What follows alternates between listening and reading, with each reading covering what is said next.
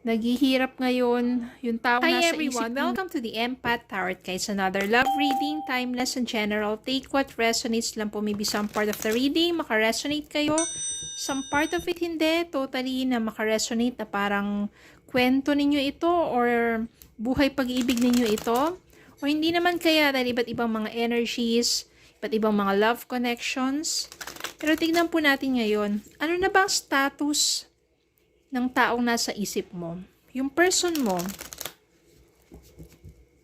maaaring magkasama kayo before, no? Ex na pala yun. O kaya naman, no contact na kayo ngayon, o matagal nang hindi nagkikita, walang pag-uusap or communications. Ano na bang status ngayon ng taong iniisip mo? Yung person mo.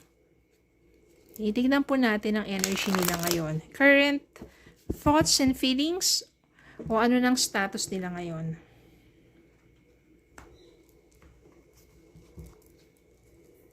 Spirit guides send me messages. Anong love connections ito? Ano na ba ang status ng kanilang person o yung someone na nasa isip nila sa mga panahon na to? Ano ng estado? Current thoughts and feelings? Estado sa buhay, kalagayan sa buhay sa mga oras na ito. Maaring hindi lang para sa isang tao ito, no? So, maaring iba't ibang mga situations or status. Okay. Okay, tignan po natin itong mga energies na to. Again, maaring iba't ibang mga enerhiya ito. Tingnan natin, ano na ba status ng taong nasa isip mo ngayon? Ten of Cups, masaya. Ang iba sa kanila, masaya na may pamilya.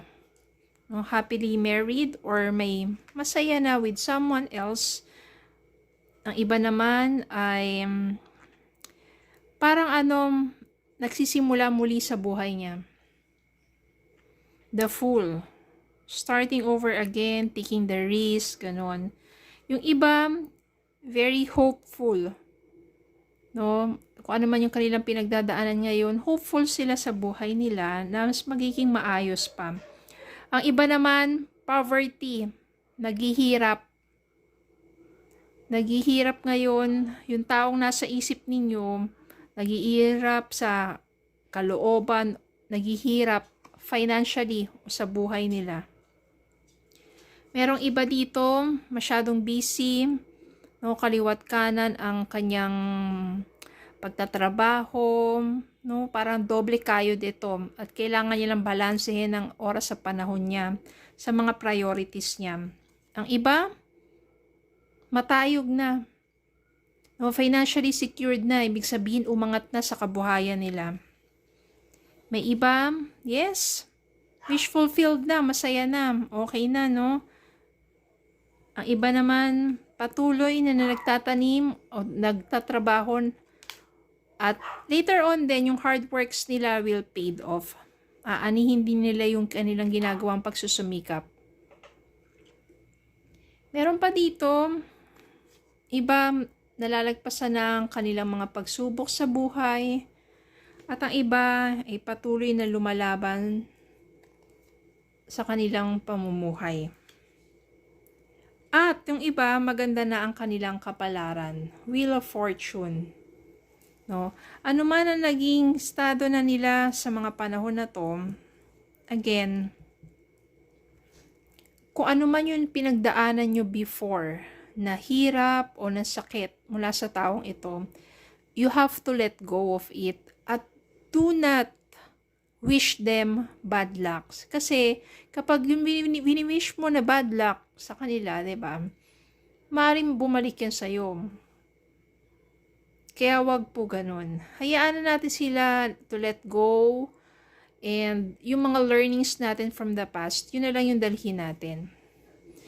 Iba sa kanila masaya na, matayog ng kabuhayan, okay na. Yung iba naman naghihirap, still hopeful, busy, mga ganyan.